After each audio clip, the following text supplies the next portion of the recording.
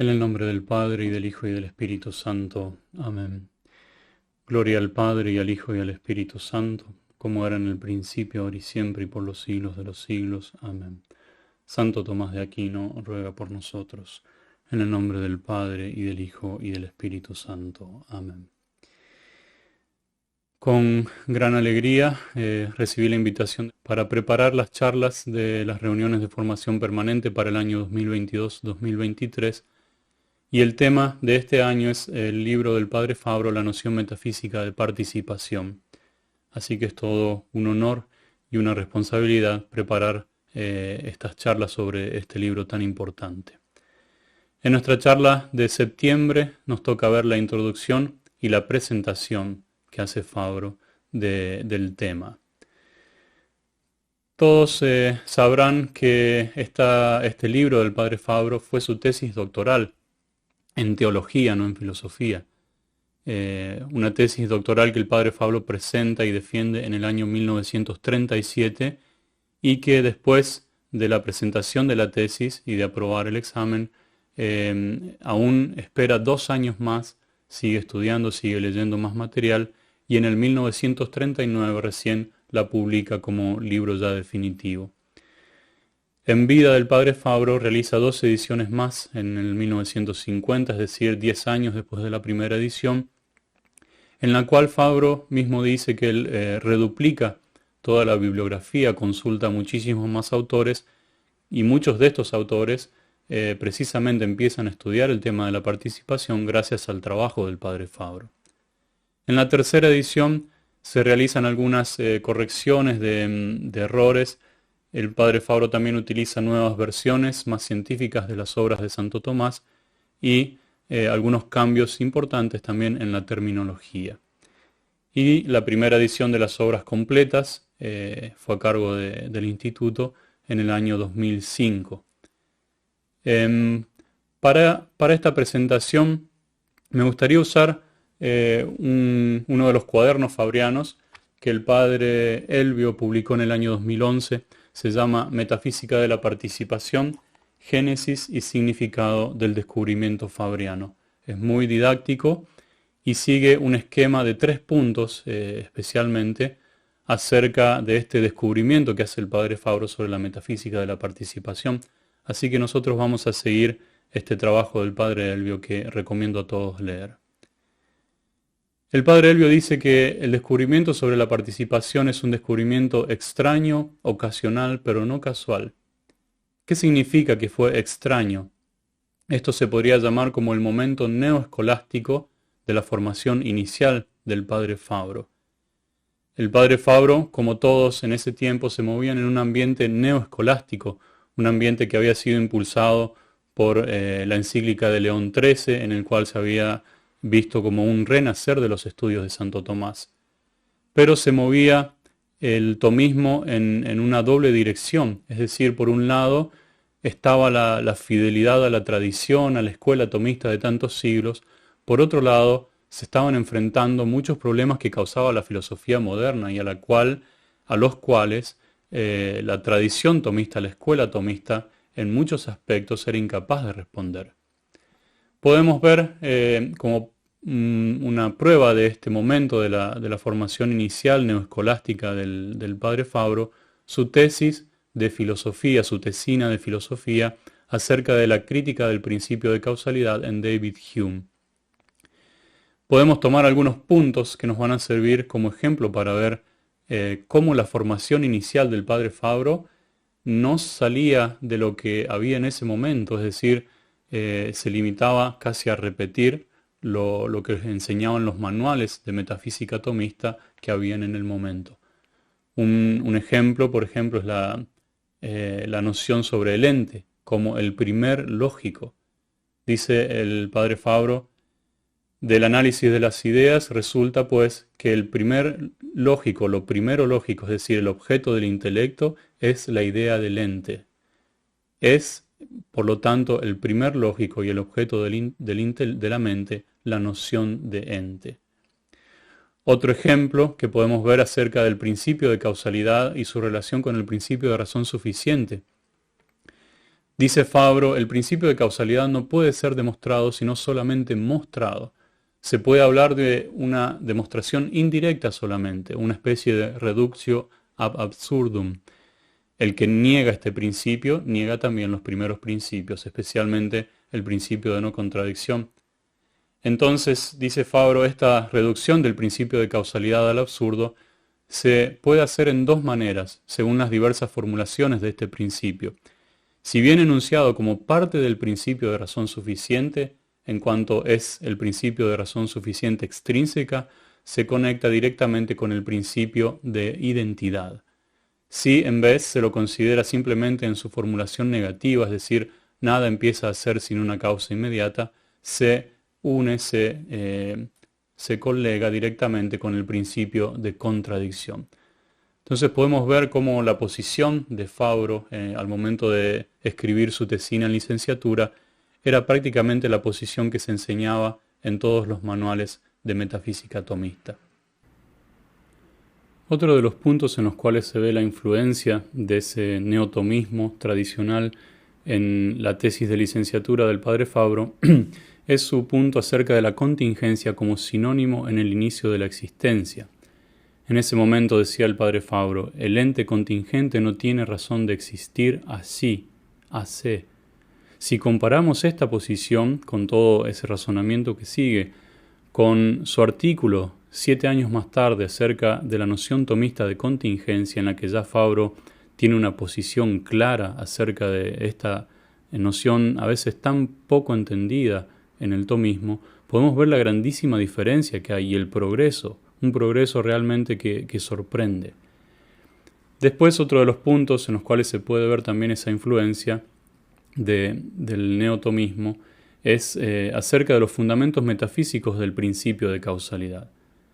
Dice el padre Fabro en ese momento, el principio de causalidad se funda principalmente sobre tres cosas, sobre la teoría del acto y de la potencia, es decir, no sobre la teoría de la participación, sobre la teoría del acto y de la potencia, sobre la distinción de esencia y de existencia, usando este término, y que después Fabro dirá también que esta distinción no es más que una mera aplicación de la distinción entre el acto y la potencia, es decir, casi repitiendo lo que repetían los manuales los profesores y los tomistas más conocidos de ese momento. Y por último, sobre también la naturaleza de algunas de las perfecciones trascendentales, es decir, lo que se encuentra en muchos de modo imperfecto, de modo participado, se funda en una causa. Aquí, en este tercer momento, podemos ver como un atisbo de la doctrina de la participación, pero en los momentos anteriores se puede ver casi una respuesta típicamente escolástica.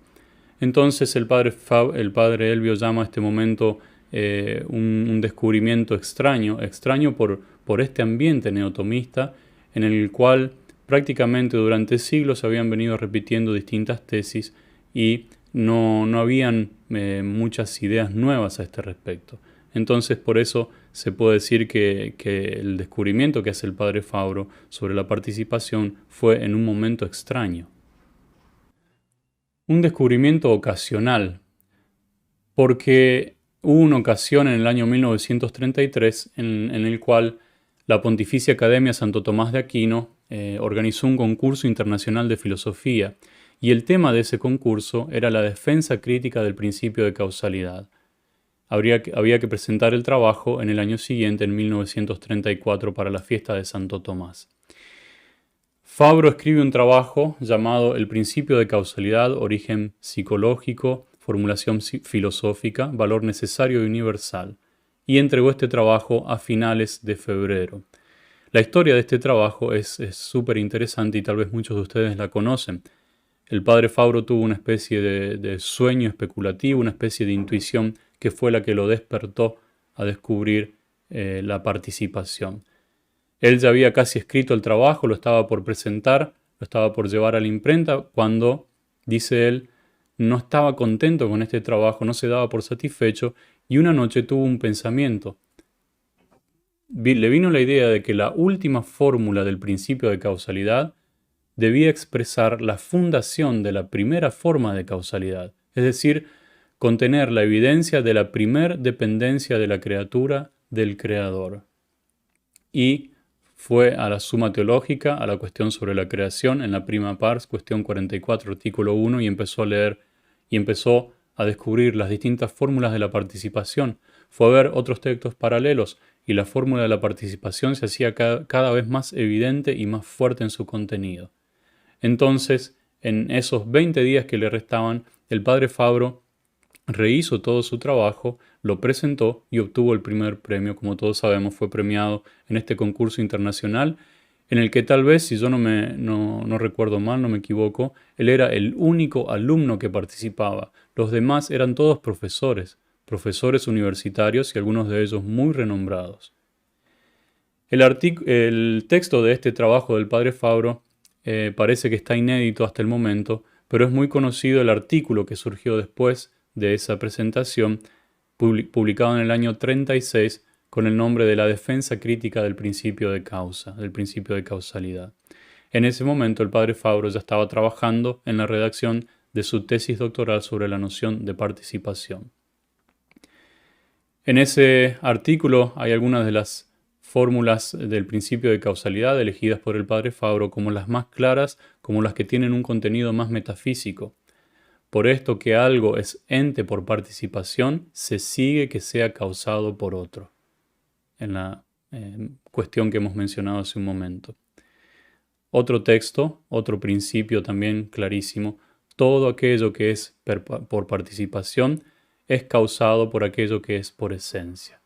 Entonces se puede ver esta relación entre la participación, la causalidad, la dependencia en el ser, que era precisamente lo que se buscaba en ese concurso, lo que se buscaba demostrar en ese concurso para contestar al pensamiento moderno. El tercer punto es que es un descubrimiento no casual, porque si bien fue extraño por el ambiente en el que se movía el pensamiento tomista de ese momento, si bien fue ocasional por este concurso de filosofía acerca de la causalidad, un tema que el padre Fabro había ya estudiado en su tesina de licenciatura, no fue casual.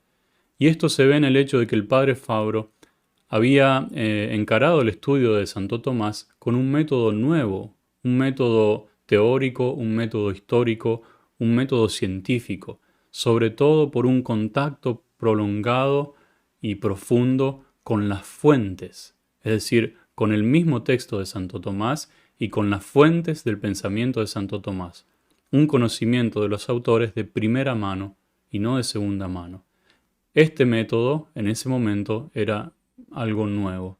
Y esto fue lo que le permitió al padre Fabro de llegar a descubrir la noción metafísica de participación como el centro y la clave del pensamiento de Santo Tomás. Dice el padre Fabro en ese momento, la doctrina de la participación, como cada uno sabe, es cuanto de mejor y de más profundo se pueda encontrar en la especulación platónica y tal vez en toda la filosofía. Y después, hablando especialmente de la participación real, aplicando esta participación al ser, dice el padre Fabro. El ser que nosotros encontramos en la realidad es un ser imperfecto, es finito, no es un ser de sí, por sí. Al contrario, encontramos que el acto de ser no está siempre actuado con la misma perfección y eficiencia, sino según un más y un menos. Por lo tanto, los seres por participación dicen una inmediata relación de dependencia al ser por esencia. Por lo tanto, se pasa a la formulación del principio de causalidad usando las mismas palabras del angélico.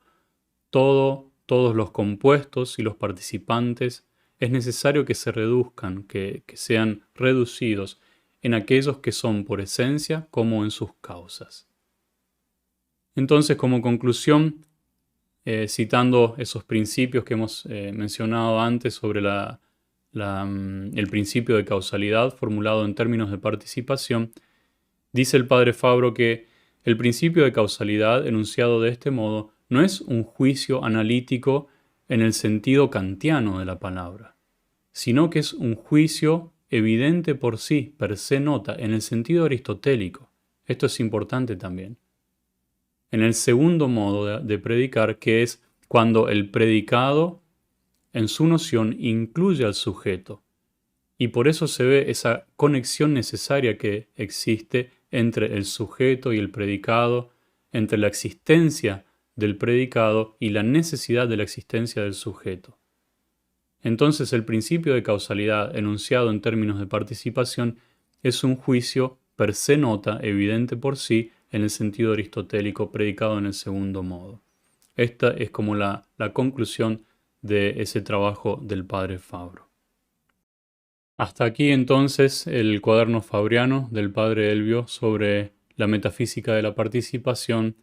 Y ahora presentamos los distintos comentarios que hace el padre Fabro en los prefacios a las distintas ediciones. En el año 39, en la primera edición, dice el padre Fabro en el prefacio que este trabajo, esta tesis doctoral, tuvo origen de la disertación sobre el tema del principio de causalidad premiado por la Pontificia Academia Romana Santo Tomás de Aquino en el 34, como hemos explicado hace unos instantes. Dice el padre Fabro que desde ese momento se dio cuenta que la noción de participación penetra toda la obra del doctor Angélico, y si bien es originariamente platónica, esta noción de participación se viene construyendo en el tomismo en armonía con los esquemas aristotélicos. Dice el padre Fabro, la noción de participación expresa en el aristotelismo tomista la última razón metafísica sobre la estructura del ente finito, es decir, la noción de criatura, ya sea en el orden trascendental como en el orden predicamental, ya sea en el ámbito de la naturaleza como en el ámbito de la gracia. Entonces, esta noción de participación es considerada por el padre Fabro como la última referencia nocional que de un punto de vista metafísico crítico se puede hacer del desarrollo interior del tomismo. Y después, en el prefacio también a la primera edición, el padre Fabro hace una invitación a una familiaridad más íntima y más prolongada con los textos. Aquí podemos ver lo que dijimos hace unos instantes acerca de este método del padre Fabro de un contacto directo con las fuentes y que es insustituible. Es insustituible. En el prefacio a la segunda edición del 1950 dice el padre Fabro que la bibliografía fue casi duplicada, especialmente teniendo en cuenta que muchos autores, algunos de ellos muy importantes, empezaron a prestar atención y a estudiar este tema de la participación gracias al trabajo del padre Fabro. Dice el padre Fabro en este prefacio que uno se da cuenta que la noción de participación en el pensamiento de Santo Tomás es como el principio maestro que domina y que mueve todo el pensamiento de Santo Tomás. Entonces, dice, esta era y todavía es mi intención. Es decir, encontrar ese principio como la llave maestra que mueve el pensamiento de Santo Tomás. Y esta noción de participación representa en el tomismo, bajo puntos de vista distintos y convergentes, ya sea el problema especulativo fundamental en el orden de la naturaleza como en aquel de la gracia, ya sea la última referencia dialéctica para una fundación definitiva del problema mismo, de este problema especulativo fundamental. Esta resolución llega en el tomismo a incorporar los elementos perennes del platonismo, del cual será nutrida la época patrística, transfigurándolos dentro de una concepción aristotélica del concreto, para después elevarse a la noción cristiana de criatura. Entonces tenemos como tres elementos, los elementos perennes del platonismo, la concepción aristotélica del concreto y la noción cristiana de criatura. Esto fue lo que intenté desarrollar en la tesina que escribí sobre los significados del ser de Santo Tomás, que también publicamos algunos videos hace un tiempo. Y después algo curioso, dice el padre Fabro en el prefacio de la segunda edición, que agradece a los amigos de la Argentina que lo animaron a que publicara una segunda edición. Podemos ver aquí, por ejemplo, la influencia del padre Membiel. En cuanto a la tercera edición, 24 años después ya, se hacen algunas modificaciones en la terminología que es importante señalar. Se reemplaza casi en todos los lugares las expresiones de abstracción intensiva por aquella de reflexión intensiva. Algo que es importante de destacar. Pasemos ahora a ver la introducción acerca del significado del problema, el problema de la esencia del tomismo en sí. Dice el padre Fabro que ninguna noción ha interesado tanto a la búsqueda especulativa como aquella de la participación, y que se podría decir casi que los distintos sistemas filosóficos se especifican interiormente según la actitud particular que toman en su respecto, como se diferenciaron por la primera vez las dos síntesis más maduras del pensamiento clásico, el platonismo y el aristotelismo. Entonces el padre Fabro quiere aplicar este criterio exegético al tomismo como en vivo, dice él, considerándolo en su surgir, en su constituirse y como una síntesis especulativa. ¿Se puede o no se puede aplicar este criterio al tomismo como una síntesis especulativa? Después el padre Fabro presenta un hecho histórico que es llamativo. Dice, es sintomático que con la venida del tomismo se ha tenido como una inversión de polaridad en la especulación católica. Sabemos que la especulación patrística se movía más que nada en la línea de la filosofía platónica, sobre todo por influencia del gran San Agustín. En cambio, la especulación tomista parece como separarse netamente de ese pensamiento precedente y de todos aquellos de la mayor parte de los contemporáneos de Santo Tomás, para tomar como base filosófica a Aristóteles, el crítico de las ideas de Platón. Entonces esto genera en los contemporáneos de Santo Tomás una reacción porque ellos se consideraban como los legítimos representantes del pensamiento eclesiástico. Es por eso que el tomismo en su surgir ya recibe tantísimo rechazo y sabemos también de las primeras condenas, algunas tesis de Santo Tomás. Pero dice el padre Fabro que el tomismo llegó, si bien a través de muchas idas y venidas, pero llegó a afirmarse por encima de toda otra línea de pensamiento como la doctrina oficial de la Iglesia. Y esto es algo que es grandioso, es muy importante.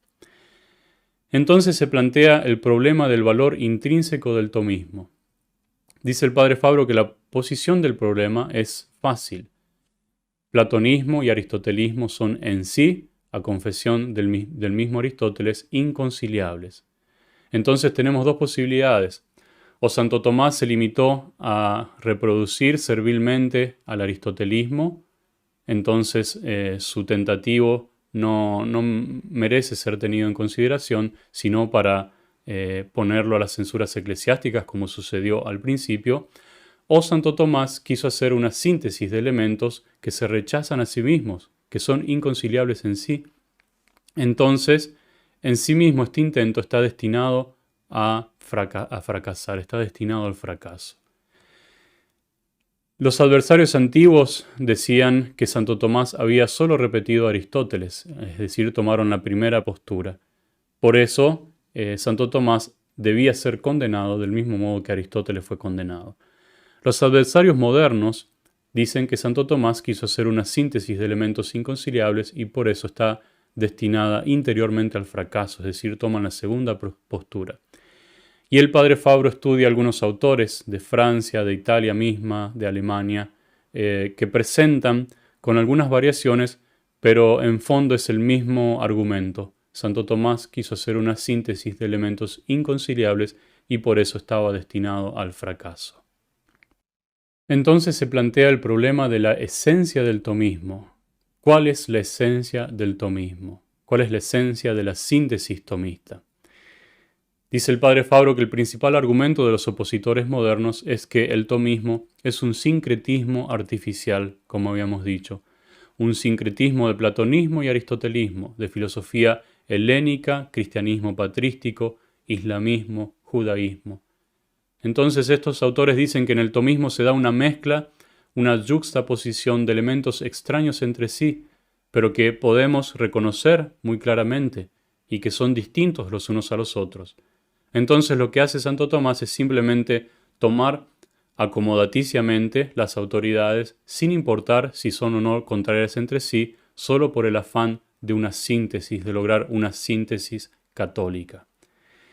Dice el padre Fabro sobre este tipo de interpretación, Estoy persuadido que esta tendencia revela un conocimiento muy superficial de la estructura teorética y también del devenir y de la génesis histórica del tomismo. Es decir, se desconoce por completo las fuentes del pensamiento de Santo Tomás y el modo en que Santo Tomás desarrolló y asimiló esas fuentes.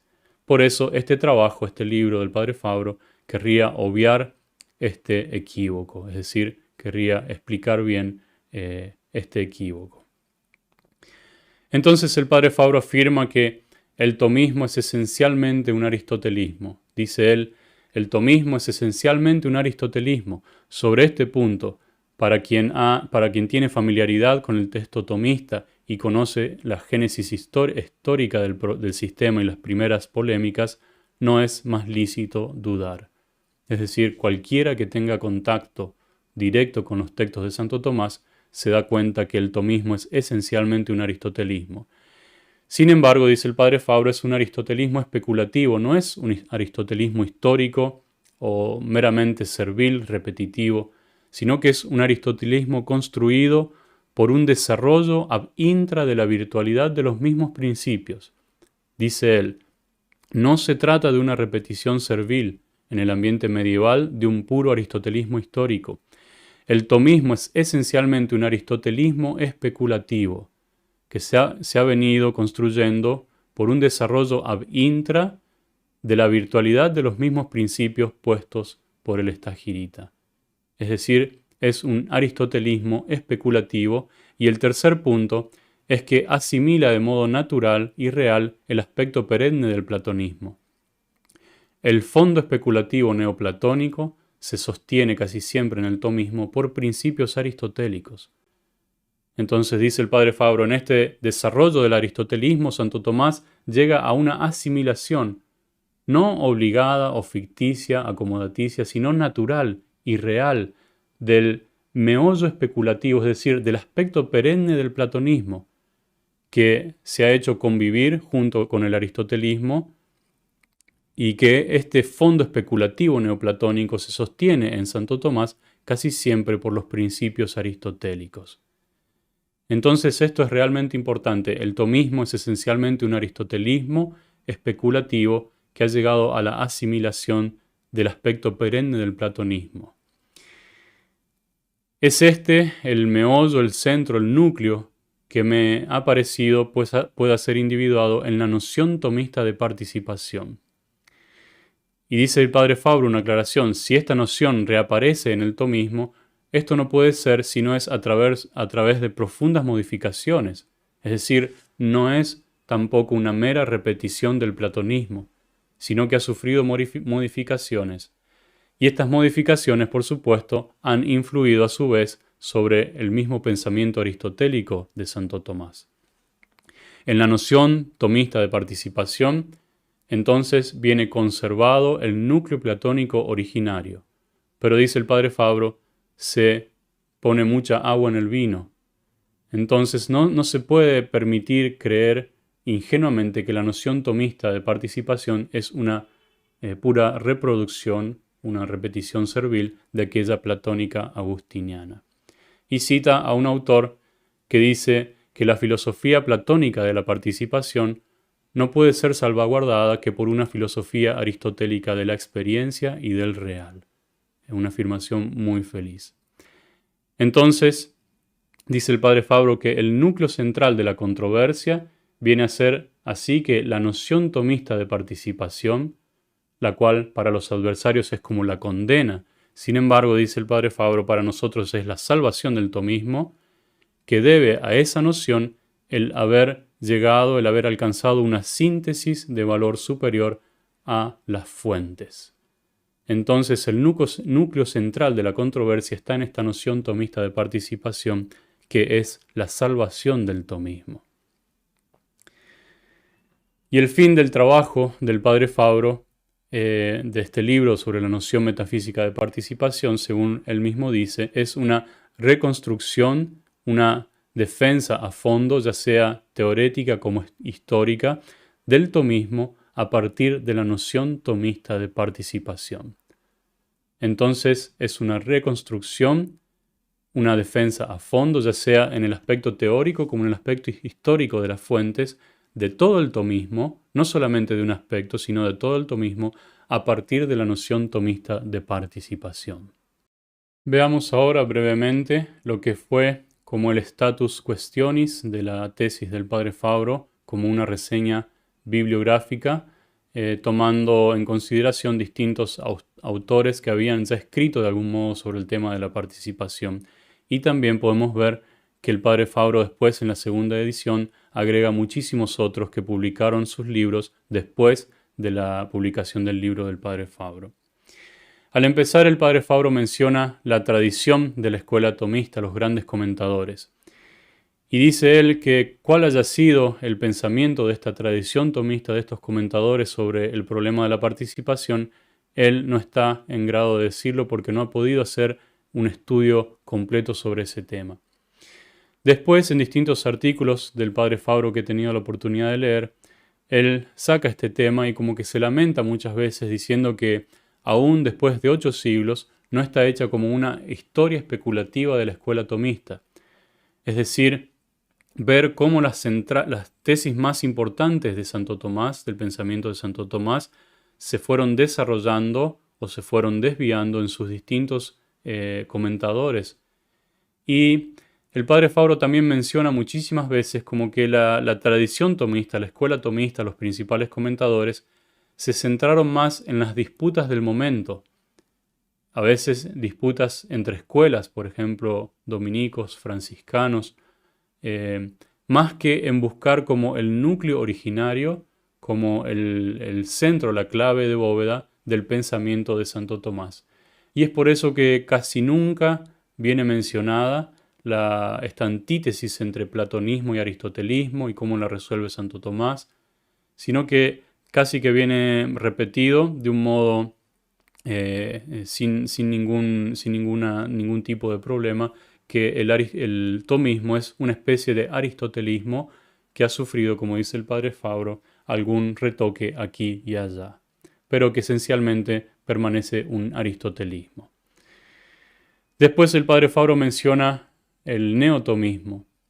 Sabemos que con el renacer del tomismo se dieron interpretaciones nuevas, pero dice el padre Fabro que esto fue casi siempre a modo de intuiciones parciales sobre algún aspecto del pensamiento de Santo Tomás, que no llegaron a establecerse como un criterio exegético de valor general.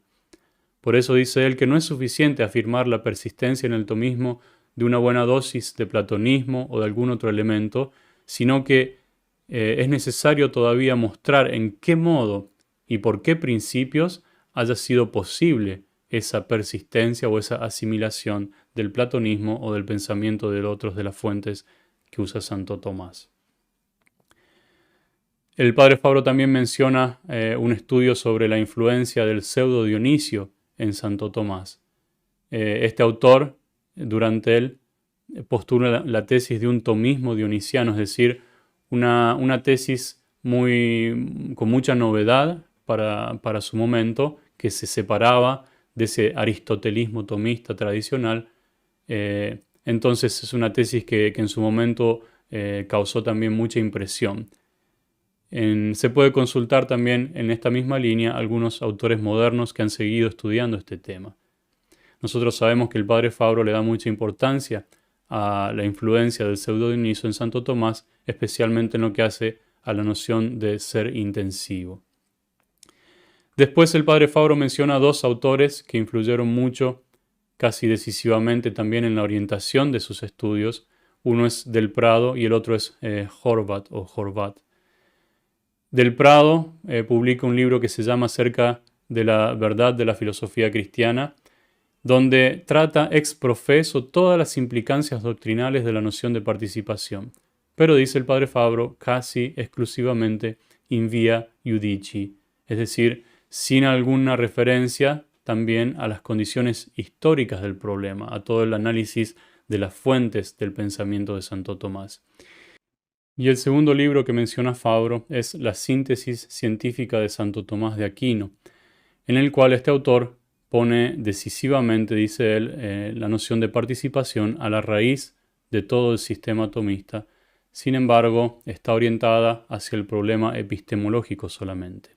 El padre Fabro afirma de todos modos que estos dos autores han sido como los inspiradores, en cierto modo, de esta búsqueda elemental y han influido decisivamente sobre toda la orientación del estudio del padre Fabro sobre Santo Tomás de Aquino.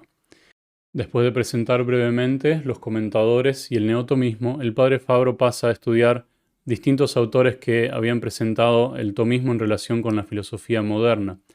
Menciona a Siebert, a Müller, que este último busca, por ejemplo, un fondo metafísico común entre la ontología medieval, especialmente tomista, y la metafísica idealista, es decir, una especie de fondo común entre Hegel y Santo Tomás. Y dice el padre Fabro que él considera que con la revaloración de la noción tomista de participación, el tomismo está capacitado para abrir un diálogo, ya sea con el pensamiento clásico que con el pensamiento moderno, más que cualquier otra forma de pensamiento cristiano. Y esto es algo que el mismo padre Fabro va a llevar adelante, como sabemos, en ese diálogo continuo con los autores más importantes del pensamiento moderno, de la filosofía moderna, ya sea en su parte idealista como en su parte existencialista.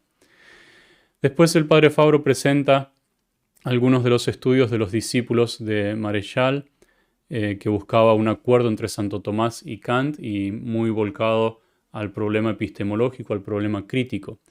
Menciona un estudio del padre Isayé que dice que este autor pone de relieve la fecundidad de la noción de participación. Esta noción le sugiere a este autor muchas otras nociones muy precisas, como la noción de distinción, de limitación, de analogía. Sobre todo en este último tema, dice el padre Fabro, el autor ha encontrado el problema de la analogía y está convencido que ese no puede tener una expresión adecuada y una comprensión adecuada más que en términos de participación. Esto es muy importante. Entonces este autor dice que la fórmula más completa de la analogía es aquella que opone y relaciona la perfección parcial a la perfección total, es decir, sugiere una analogía de atribución intrínseca, distinto de lo que decía la tradición de la escuela tomista. Entonces es interesante la influencia que este autor tiene también sobre el pensamiento del padre Fabro en lo que hace a la analogía. Después, otro pasaje que menciona el padre Fabro es que este autor dice que es la causalidad la que depende de la participación y no al contrario. Es decir, el ser causado es una propiedad del ente por participación, algo que es también bastante novedoso y llamativo. El segundo de los tres autores que presenta en relación con Marechal es Hayen, no sé cómo se pronuncia. Dice el padre Fabro sobre este autor que ha visto con agudeza, ha individuado en la doctrina de la participación como la clave de bóveda de todo el complejo organismo cognoscitivo humano, del conocimiento humano, es decir, el intelecto agente posible, la especie inteligible, el verbum, la cogitativa, todo lo que hace a la abstracción, no se puede comprender si no es por una referencia a relaciones de participación. Entonces es muy interesante también lo que presenta este autor. Y este autor desarrolla la tesis de que la metafísica tomista de la potencia y del acto es esencialmente una metafísica de la participación, una afirmación muy profunda, muy osada. El tercer autor, tal vez más conocido de los tres que presenta el padre Fabro, es de Finance.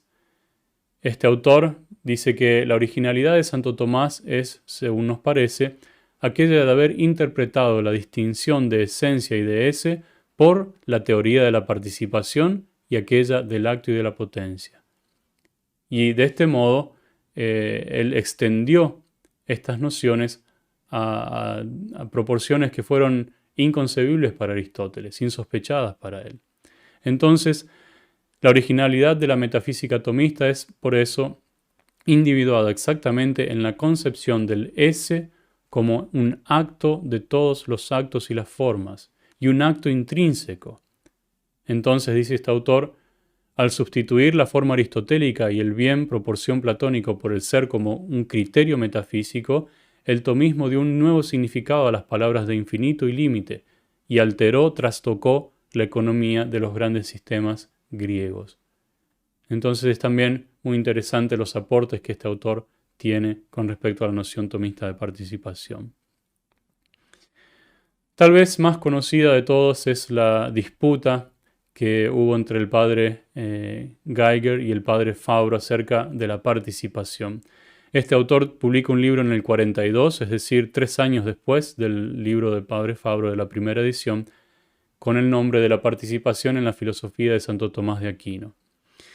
El padre Fabro al inicio ya hace una pequeña crítica, dice que ha olvidado a propósito, ha dejado de lado de propósito la búsqueda de las fuentes del pensamiento de Santo Tomás y de esa particular fisonomía y uso que hace Santo Tomás de las autoridades. Es decir, esto ya es un límite bastante grande. Por eso, dice este padre, comienza ex abrupto, es decir, sin un estudio de las fuentes, a enunciar la división de 2 tipos de participación. Esta es como la característica de la postura de este autor. Hay 2 tipos de participación: la participación por composición y la participación por similitud. Y esas dan lugar a 2 nociones diversas de participación. Entonces, cuando tomamos singularmente estas 2 participaciones, corresponden en sustancia a las metafísicas de Platón y de Aristóteles. Cuando se las toma en su conjunto, constituyen lo que vendría a ser la síntesis tomista. En mi opinión, si no he entendido mal la postura de este autor, se trata de la noción de participación, pero sin la noción de ese como acto intensivo, como acto de todos los actos y formas, de cuya actualidad participan todos los demás actos y formas del ente, sea del plano predicamental como en el plano trascendental. Entonces, aún aceptando la teoría de la participación, no se acepta que el ese sea como la única fuente de la actualidad del ens, incluso de la actualidad de la misma esencia, que no solo está en potencia, sino que es potencia, que es una distinción muy importante. Entonces, se afirma que la esencia, en esta postura, se afirma que la esencia tiene como un grado de actualidad participada a la esencia divina, por eso hay 2 líneas de participación, así como el ese, o mejor dicho, la existencia en este caso, tiene su propio grado de actualidad participada del ese divino. Entonces, según este autor, se da como una línea de participación esencial de la esencia de Dios a la esencia de la criatura, llamada participación por similitud, por semejanza, y aquí tenemos el principio formal ejemplar, y esto correspondería al momento platónico. Después tenemos otra línea de participación del ser de Dios al ser de la criatura, o de la existencia a la existencia, llamada participación por composición, que correspondería a un momento aristotélico. Este autor dice que la participación por similitud es la participación primaria y universal, de esencia a esencia, de cuidad a cuidad. La participación por composición es solamente secundaria y más particular, más restringida. A esto dice el padre Fabro que está fuera de dudas que toda participación incluye una similitud o una similitud-disimilitud y una composición, es decir, incluye los 2 aspectos. Si no, dice de otro modo, esta similitud, si nos quedamos solamente con la similitud, llevaría directamente a una identidad y a una inmanencia formal. Ahora bien, nos podemos preguntar por qué este autor afirma que la participación por composición es limitada. Porque según él dice, se debe admitir la limitación sin una correspondiente composición. De lo contrario, se procedería al infinito en los sujetos que se condicionan los unos a los otros, que están compuestos los unos con los otros. Entonces, para salir de este proceso al infinito, se debe admitir que hay una limitación en sí misma, es decir, sin una composición. A mi modo de ver, aquí se puede constatar el punto central del formalismo, que entiende a la esencia, si bien es una potencia de existencia, de frente al ser, pero es un acto de formalidad o de cuidad, un acto formal en sí mismo y en cierta medida ya limitado en sí mismo porque es una determinada cuidad, un determinado grado de imitación de la esencia divina. Esta limitación le viene por esta medida ontológica, y esta medida ontológica le viene por la participación ejemplar a la esencia divina en tal o cual grado. A esto responde el padre Fabro con uno de los textos más claros, más fuertes que yo conozco, sobre la esencia como límite de ser. Dice el padre Fabro: la posición tomista es sobre este punto de una completeza y de una coherencia admirable. Cómo las formalidades predicamentales vienen limitadas en los individuos por vía de la materia, así las formalidades trascendentales, y sobre todo la del ese, aquí vemos que Fabro usa la palabra formalidad para referirse al ese, después va a usar casi siempre perfección o actualidad. Entonces estas perfecciones trascendentales y sobre todo la del ser vienen limitadas por la esencia a la cual actúan. Entonces dice el padre Fabro, la esencia permanece aquello que es, limitada en sí misma en su grado ontológico de ser. No es la esencia la que viene limitada por el ser, porque la esencia ya está limitada como grado de perfección, porque no solo es en potencia, sino que es potencia. Entonces no es la esencia la que viene limitada, sino que es el ser mismo y con el ser el ente. Todo el ente viene limitado. Por esto, no toda forma como tal y en cuanto tal está limitada y compuesta, sino que todo ente limitado debe ser compuesto en el orden precisamente en el cual se presenta limitado. A nuestro modo de ver, este autor toca el centro de lo que es la postura formalista de considerar a la esencia con un grado de actualidad independientemente del ese. Es decir, la esencia es potencia con respecto al ese, pero es acto en sí misma. Y este acto es, en cierto modo, limitado en sí mismo, porque si no fuera limitado en sí mismo, habría que seguir buscando composiciones, como dice este autor, y tal vez se procedería al infinito. Y el último punto que presenta el padre Fabro en esta reseña bibliográfica es acerca del tomismo en relación con el existencialismo. Presenta el padre Fabro dos peligros o equívocos que se pueden dar. El primero es acerca de la terminología. Dice él que estos escritores, estos autores, no distinguen bien entre el ser y la existencia y utilizan existencia como sinónimo de ese, lo cual en rigor tomista no es admisible, dice él, y esto puede causar confusiones deplorables y sabemos que las ha causado. Y el segundo equívoco es en el plano. Dice el padre Fabro que la existencia, según la última filosofía, según el existencialismo, pertenece a un plano de consideración del todo diverso de aquel tomista. Para la filosofía existencial, que vive en el clima de la filosofía moderna, la existencia es la libertad considerada como posibilidad radical de elección, y se actúa en esa elección, pero que toda elección supone y al mismo tiempo nunca agota. Entonces dice él, es en este sentido, en este campo, en el campo de la dialéctica del espíritu, que va buscado ese punto de contacto entre el tomismo y el existencialismo. Entonces, dice el padre Fabro que la noción tomista de participación va a retornar y en una extensión y una profundidad mayor va a permitir que se produzca ese diálogo entre el tomismo y el existencialismo, entre las exigencias legítimas de esta última filosofía, y también sabemos que el padre Fabro mismo lo llevó a cabo principalmente en sus estudios sobre Kierkegaard. Pasamos ahora al segundo punto sobre la participación como composición nocional. Dice el padre Fabro que el punto de partida obligatorio para toda búsqueda acerca de la noción tomista de participación es el comentario de Santo Tomás al De Hebdomadibus de Boecio. Dice que Santo Tomás en este comentario nos ha dado de un solo golpe una exposición de la noción metafísica de participación que, entre todos los textos tomistas que conoce el padre Fabro, dice es el más completo y el más sistemático. Entonces se presenta de un modo el pensamiento personal de Santo Tomás. Es decir, no es simplemente un comentario que Santo Tomás hace de Boecio siguiendo ad literam el pensamiento de Boecio, sino que expresa su propia posición. Y dice el padre Fabro que este texto ha sido como el primer inspirador de esta búsqueda del padre Fabro sobre la noción metafísica de participación y ha sido el principal apoyo en el aspecto literal.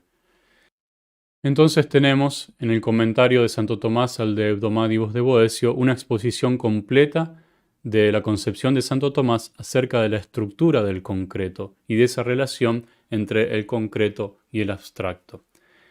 La exposición se puede dividir en dos partes. En la primera, en las proposiciones 2 a las 5, se estudia la diversidad entre el abstracto y el concreto, según aquello que importan las nociones, es decir, secundum ipsas intentiones. En la segunda parte se verá lo que importa, pero secundum rei, es decir, según la realidad. La proposición 2 dice: diverso es el ser y lo que es, pues el ser mismo aún no es, pero lo que es, una vez recibida su forma de ser, es y subsiste. Y explica el padre Fabro: el abstracto, el ipsum esse, considerado como abstracto, todavía no existe. El ipsum esse todavía no existe. El concreto, el id quod est, en cambio, una vez que ha recibido su forma de ser, existe y está en sí. La proposición 3 dice: lo que es puede participar de algo, pero el ser mismo de ningún modo puede participar de algo. La participación tiene lugar cuando algo ya es, pero algo es cuando recibe el ser. Y Fabro explica: de esto se sigue que mientras el id quod est, es decir, aquello que es, el ente, puede participar a algo, a alguna otra cosa, el ipsum esse, el abstracto, no puede participar de nada. Y en las proposiciones 4 y 5 tenemos que lo que es puede tener algo además de aquello que es. En cambio, el ser mismo, no tiene nada agregado fuera de sí mismo. Y explica el padre Fabro: el id quod est tiene una doble participación. Una participación substancial al mismo esse, al ipsum esse, para ser de modo simpliciter, para ser absolutamente. Y otra participación a los accidentes, que son modos de ser secundarios. Y estas dos participaciones son ordenadas, se da un orden entre ellas, de modo que no se puede tener la segunda participación, es decir, el ser algo, si primero no se ha tenido la primera, es decir, aquella al ipsum esse. La segunda parte está entre las proposiciones 5 y 6, que muestra aquello que en realidad ocurre entre abstracto y concreto, esas relaciones de participación entre abstracto y concreto, pero en la realidad, no solo en las nociones. Es decir, se da una simplicidad en el abstracto y una composición en el concreto. Simplicidad real, composición real. Dicen las proposiciones 5 y 6: en todo compuesto, una cosa es el ser y otra cosa lo que es, id quod est. Todo simple posee unidad de su ser y de lo que es. Y Fabro dice: se muestra que aquello que es dicho ser por participación está compuesto realmente del ipsum esse, que es el participado, y del quod est, que es el participante. Y se da la razón última de esta composición en los participantes, mostrando cómo solamente en lo que es absolutamente simple, el concreto y el abstracto coinciden. Dice Fabro: Santo Tomás ha visto en las proposiciones de Boecio la demostración metafísica de esta diversidad, que se ha hecho en 3 etapas que Santo Tomás sabe unir y mostrar como en una continuidad, como si se tratara de explicitar gradualmente el contenido de un único principio fundamental. Entonces, esto es algo que es propio del pensamiento de Santo Tomás. Veamos estas 3 etapas. En la primera etapa de esta explicación, entendemos el abstracto siempre como acto y al concreto como sujeto de este acto que participa a su modo del mismo. Entonces explica el padre Fabro diciendo que las preocupaciones de orden lógico de Boecio llegan a ser para Santo Tomás de orden metafísico, de orden real, y que tocan en la estructura íntima del ser finito como ser. Y vemos esto en el comentario de Santo Tomás. El ente, o aquello que es en cuanto participa del acto de ser. El mismo ser no es, porque no se le atribuye así el ser como si fuera sujeto del ser. Pero aquello que es, una vez que recibe la forma de ser, suscipiendo ipsum actum essendi, es decir, una vez que recibe el acto de ser, es y consiste, es decir, subsiste en sí mismo.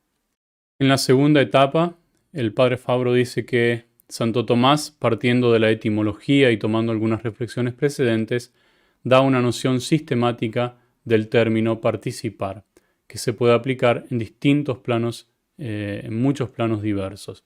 Dice Santo Tomás, participar es casi tomar parte, es como casi tomar parte, es decir, cuando algo recibe particularmente aquello que a otro le pertenece universalmente, se dice participar de ello. Por esto, el ente, el id quod est, se dice de un modo concreto, se dice concretamente, y participa del mismo ser como el concreto participa del abstracto, como algo menos común participa de algo más común. Y por eso, el id quod est puede participar algo, pero el ipsum esse no puede participar de ninguna otra cosa más. Y en la tercera etapa explica el padre Fabro diciendo que el ente, el id quod est, que participa al ipsum esse, por razón de esta misma participación es hecho concreto, y por el hecho de ser concreto puede participar a otro tipo de formalidades, mientras que el ipsum esse, por ser abstracto, no puede participar a nada más y solamente tiene en sí el ser, es ipsum esse.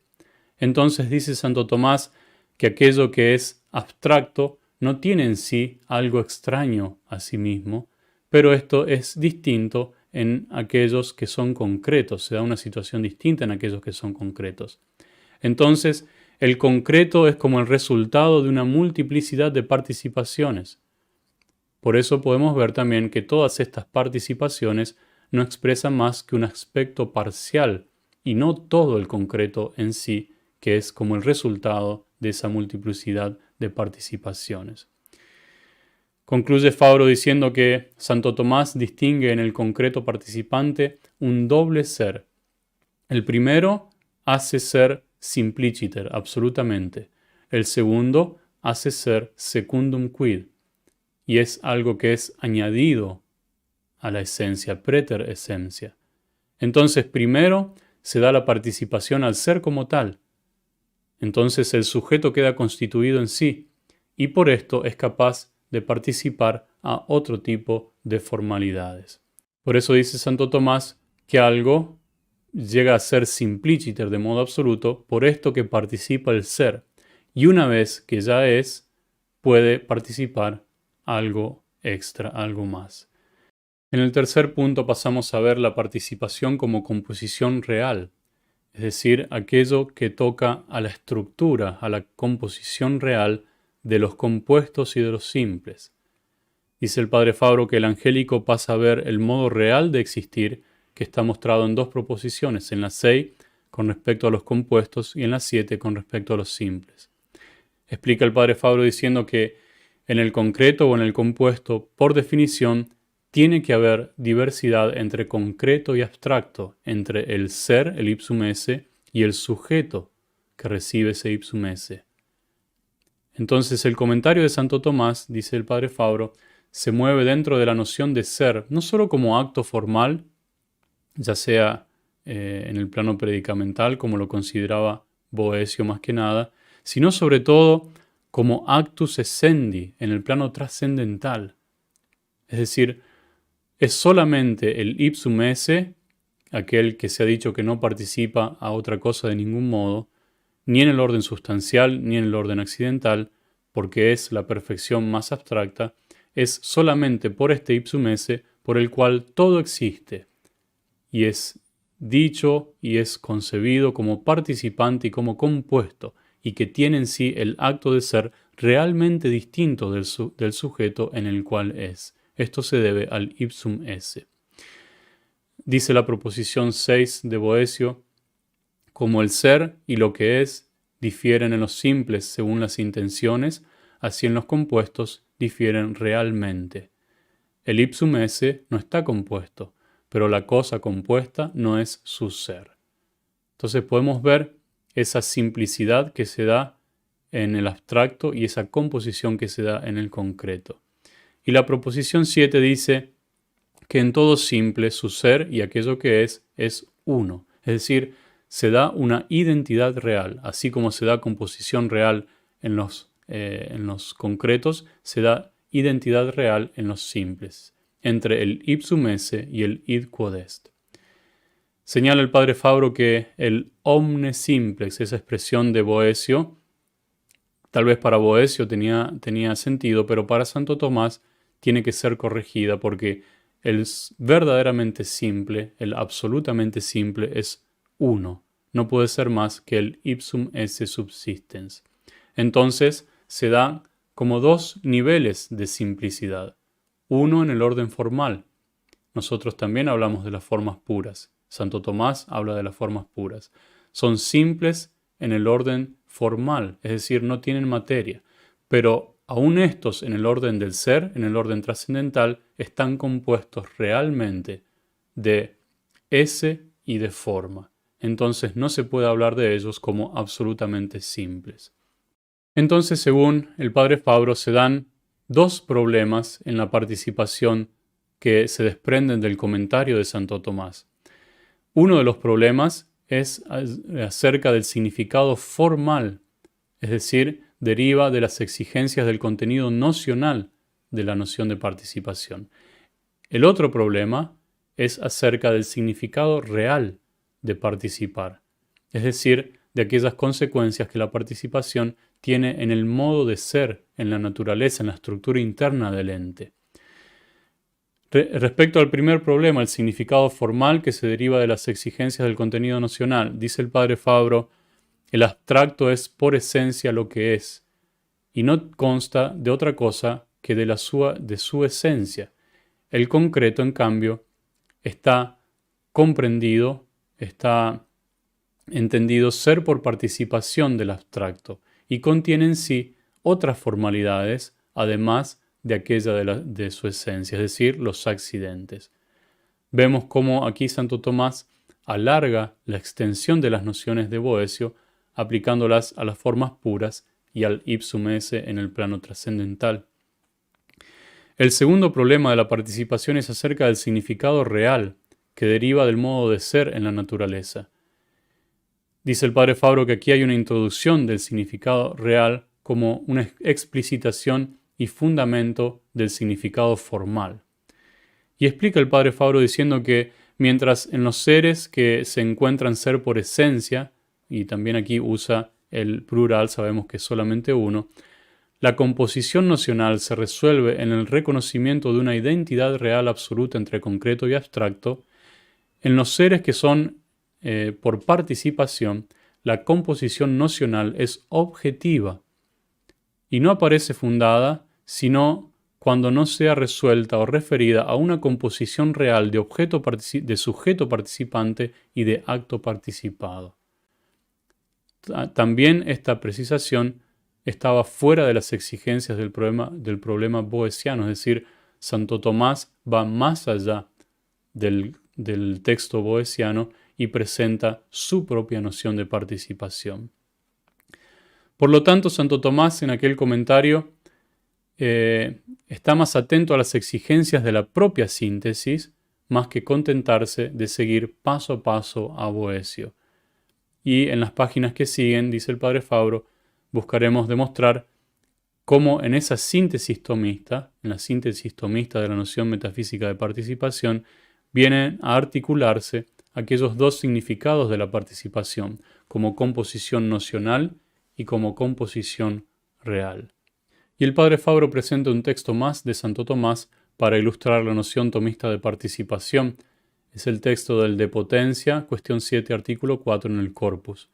Dice el padre Fabro que Santo Tomás expone las implicaciones metafísicas de la noción de participación, tanto en el orden predicamental como en el trascendental, moviendo siempre de esta relación entre abstracto y concreto y citando explícitamente el texto de Boecio. Es por eso que el padre Fabro lo usa aquí, si bien lo va a explicar también en profundo después más adelante.